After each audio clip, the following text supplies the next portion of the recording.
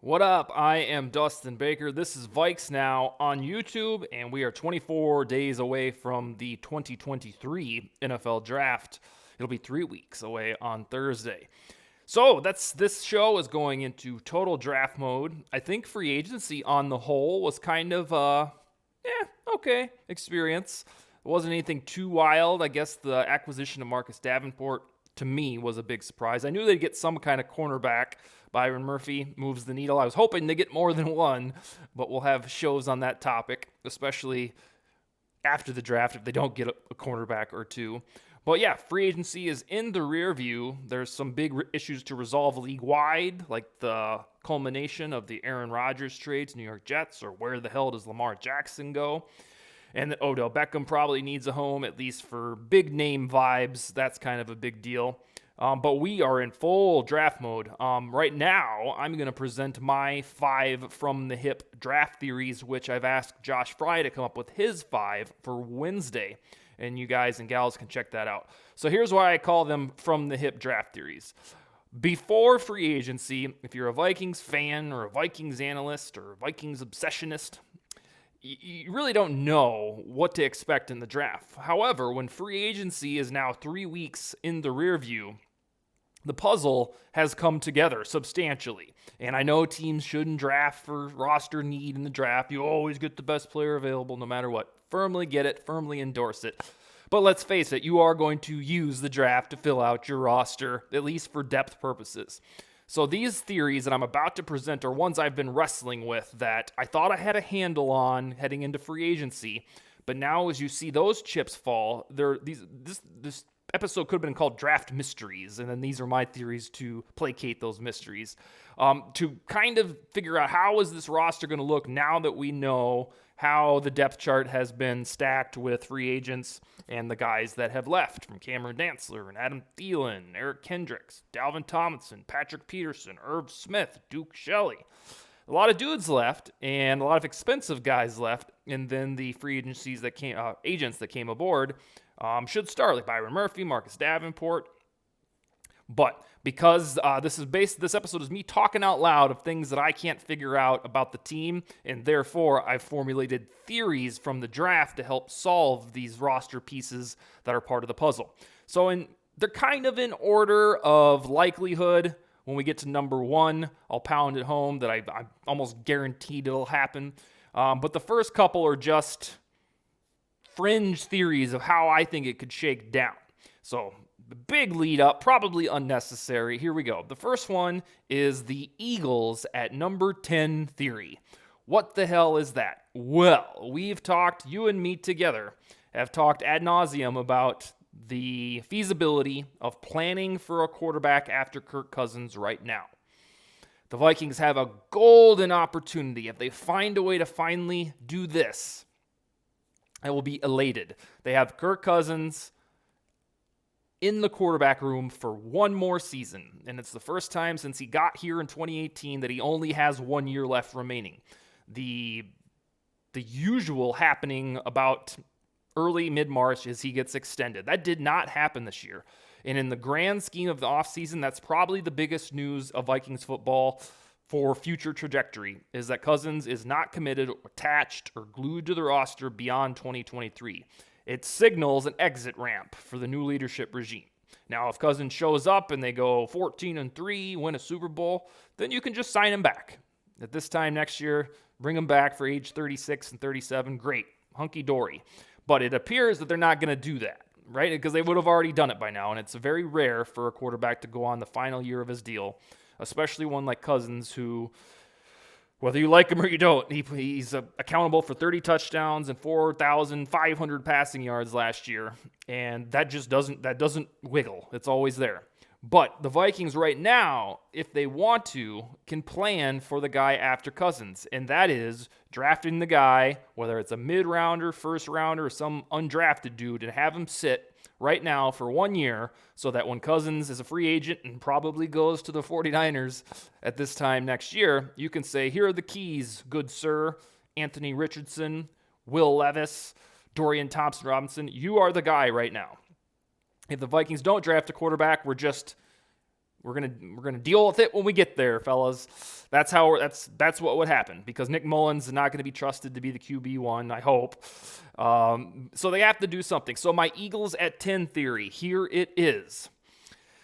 The Vikings don't have a lot of draft capital. I get it, man. Picking at number 23 is rotten in this draft to really, hitch your wagon to the quarterback of the future. You have to hope and pray that Anthony Richardson falls all the way down to 23, which I don't think will happen.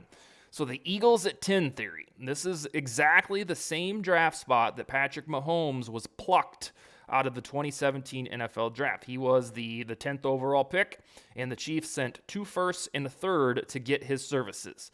So my Eagles at 10 theory is this. Somewhere at the Egan headquarters for these Minnesota Vikings, there's like an FBI-looking board. I hope there is a board that talks about the quarterbacks that they like in this draft. The Vikings aren't going to just get into round 1 and be like, yeah, we'll take whatever guy falls. Of the big 4, we'll take a flyer on him. That's not how draft scouting works. They know right now, Kevin O'Connell, Kwesi Adofo-Mensah, who they want.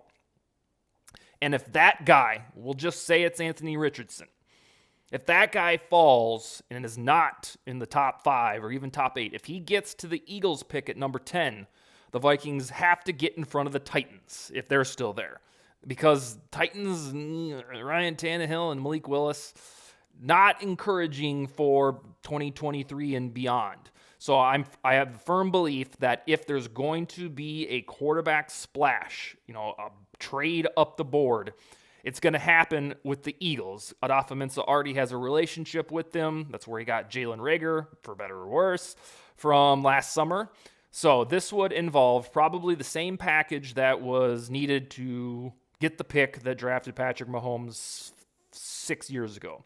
And that would be a 2023 first rounder, 2024 first rounder, and probably a third, whether it's this year or next. And then whatever guy that the Vikings identified already has fallen to the Eagles spot, the Vikings can trade in front of the Titans and get their guy. And again, just for the sake of this, we'll say it's Anthony Richardson, because I don't think Stroud or Young are going to fall. And the less I watch and read about Will Levis, I'm like, oh God, this guy's going to be the one that's not going to work out of the group, huh?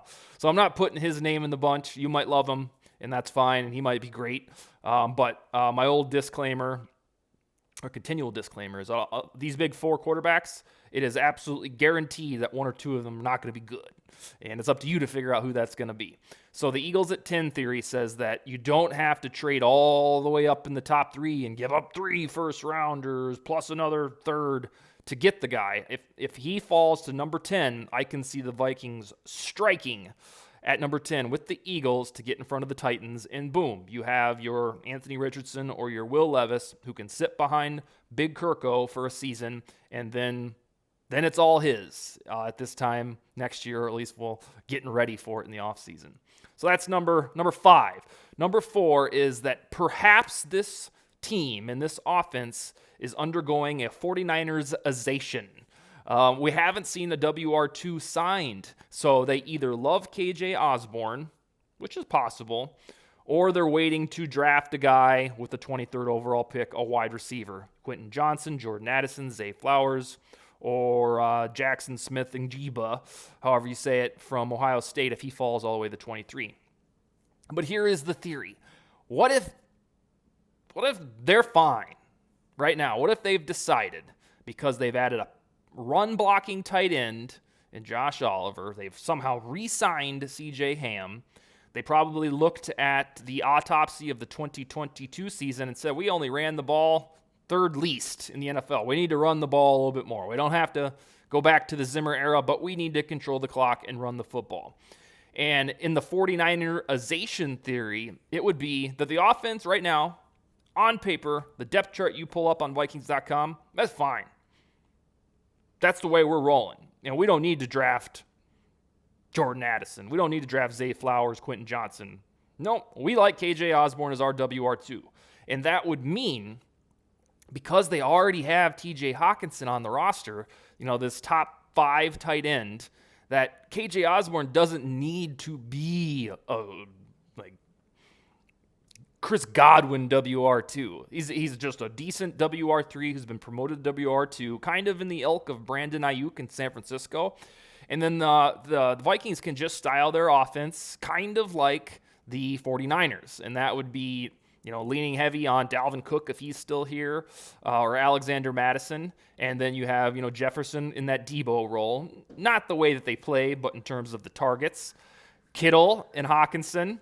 And then whether it's Ayuk or Osborne, it's just kind of interchangeable. So perhaps the blueprint is establishing a commitment to run the ball more so than they did last year, knowing you have Jefferson. Hawkinson's going to be used as a de facto WR2. And then, by the way, we have Jalen Naylor and KJ Osborne with a little side dish of Jalen Reagor if he ever materializes. So the theory here in the draft is that we are spending a lot of time talking and thinking about a wide receiver at 23. Maybe they're fine with the way the offense looks right now because they're styling it after the way the 49ers do thing, which is more run-focused, and you still have a bunch of playmakers, but Osborne need not be the big billboard flashing WR2. He's a decent production type of fellow, but I think we've operated under the pretense since Adam Thielen left that, they got to get a WR2 to replace him. Maybe they don't. Maybe it's Osborne, and then we're going to change this offense to run the ball more, and then therefore we don't really need a $15 million per year WR2. The next one feeds right into this. It's kind of how I came to the 49er-ization idea. It's perhaps at number 23 drafting a running back, Bijan Robinson. And I know you guys and gals are going to be like, damn it, we're not drafting a running back in the first round. That's the archaic way of thinking. I know, and they probably won't. But if that man falls all the way to 23 and you have a team where Dalvin Cook was just traded, and you're accustomed to this style of living between Adrian Peterson and Dalvin Cook for the last, my goodness, since 2006. That's the last time one of those guys wasn't on the roster. You could get out from underneath all of these scary ideas that we don't have a WR2 after Thielen left by drafting Bijan Robinson. Not because he's going to play wide receiver, but he's a target hog.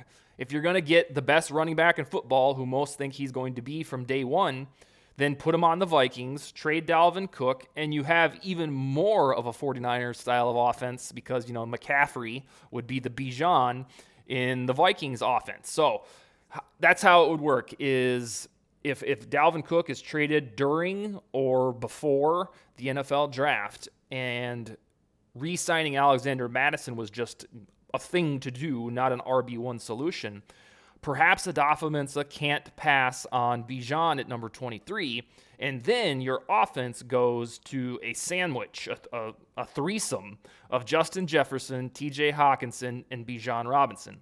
I know a lot of you would freak out on draft night if the Vikings were the one team to draft a running back in the first round, but I'm pretty sure after about 3 nights worth of sleep, you'd wake up and be like, whoa, we got Bijan Robinson on this roster. Imagine all of the possibilities. So I am not ruling out the Vikings drafting Bijan. And then, so there were some reports over the weekend from, Brad Biggs from the Chicago Tribune, who said the Vikings even targeted David Montgomery, which seems to signal the end of Dalvin Cook. But maybe the plan, because they have not invested the big bucks in a WR2 when they could have got DJ Chark for $5 million or Juju Smith-Schuster for $8-something million. Maybe they are going to draft Bijan Robinson, who can also catch the ball better than most, a lot better than Adrian Peterson ever could, and then he'll be the focal point of the offense so that you have Jefferson, Hawkinson, and Bijan. That is my third theory, that even though it's taboo to draft a running back in round 1, it might be coming to a Vikings television near you. And then the thing with Bijan Robinson, as you might recall, optimistic Vikings fan, OVF, he was on here a couple weeks ago. You get the guy for 6 years if you draft him out of the first round. You get 4 years of his rookie deal. You pick up the 5th-year option, and then you franchise tag his ass, just like the Giants did Saquon Barkley, who somehow is entering year 6 in the NFL, if you can believe that. All right, number 2 is the guaranteed cornerback theory. Right now, Minnesota's cornerback room is Byron Murphy, Andrew Booth, Caleb Evans, Kalon Barnes, and Tay Gowan. That's 5 guys, 3 who can maybe start, 1 who for sure can start in Byron Murphy. But I'm telling you that this is not enough firepower in the modern NFL to feel confident for a playoff contending team. I would be just over the moon if Andrew Booth and Caleb Evans look like total ballers this summer. And it won't surprise me. They should be good. They were drafted with relatively high draft capital, especially Booth. And if the Vikings love both of them, bless their heart. But for me, they're big lottery tickets because you have no idea if they're going to stay healthy. You don't even know if they're any good. You think Evans is pretty good. You hope Booth effectuates a second-round draft stock. But the Vikings need cornerbacks. You can shut off the show right now and text that to your best friend that the Vikings need cornerbacks. And the closer we get to the NFL draft, and it's just these 5 guys on the roster, it leads me to believe that it is guaranteed that their first pick, whenever that may be, maybe at 23, maybe there's a trade back, it has to be a cornerback. If you're going, and it has to be right away with your pick. You can't just say, oh yeah, we'll get a dude in round 5 and another one in round 6. A game-ready cornerback is what I'm talking about. So I think the theory can be best summed up like this. Every day that you wake up and the Vikings have not signed a cornerback like Shaquille Griffin or Rock Ya-Sin, you are closer to them indeed drafting a cornerback with their first overall pick. It's becoming a necessity, in my opinion. So I didn't think it. I thought by now there would have been at least 1 or 2 more guys in addition to Byron Murphy who joined the roster, but it simply hasn't happened. And you're not bringing Duke Shelley back, and you kicked Cameron Dantzler to the curb, and Patrick Peterson's playing for the Steelers, and Chandon Sullivan's a free agent. 4 human bodies that are cornerbacks exited the franchise. 1 came through the door, and that was Byron Murphy. So that is the theory, that if there's no more cornerbacks coming in free agency, then it's got to be a cornerback for the first overall pick. Because otherwise, you're just playing with fire. And even Kevin O'Connell said it at that little annual meeting where they discuss all the rules and shit. He said that, we need cornerbacks, and we're going to get some. So it's on the way, but it might be the draft. All right, so this is going to sound redundant, but it has to be. The number 1 theory for me is the trade back theory for the Vikings. Allegedly, in this draft, the sweet spot is rounds 2 through 4, which rather conveniently marries the mindset of what Kwesi Adofo-Mensah said last year. There's like a Vikings documentary about the draft where he talked about our sweet spot for where we're going to find our guys is right in that 2nd and 3rd round range. Well, if you get back-to-back drafts of the same sweet spot, you only have 5 picks right now. You're ranked 5th least for the amount of draft capital in the NFL. Then you got to start trading back to stockpile those assets. So I, therefore, believe, beyond the shadow of a doubt, that 23rd pick will not be chosen by the Vikings. That'll be some other general manager, because I believe the Vikings will trade back. And, of course, this theory can go to hell if they trade up and get their quarterback. But at the end of the day, I'm not going to predict this quarterback thing. I think that they're going to probably find a mid-rounder like the UCLA dude and see how it goes. But I'm firmly convinced that the trade-back theory will come to fruition, and that's just like last year. You won't trade out of 12 and miss out on Kyle Hamilton again, but you'll trade out of 23 and get whatever it is you're going to get, a late-round second, and moving back however many spots. I think that there's going to be 1 trade back and maybe even 2 trades back before a selection's even made in the first place. I think that is the best way to address the roster needs. It adheres to the philosophy that already came from Kwesi Adofo-Mensah's lips, that they like the rounds, the 2, the 3, the early 4th. That's where the talent is, and the only way to get more picks in that range is to trade out of the 23rd spot, which you currently have. That's your bargaining chip. So I believe there will be a trade back from 23 and possibly 2 before the Vikings even select a rookie during the draft. That's what I got. We'll be back tomorrow. I think one-on-one solo. I haven't got a guest for tomorrow. Wednesday with Josh Fry, and then we'll see what Thursday and Friday bring. All I got, Skol, baby.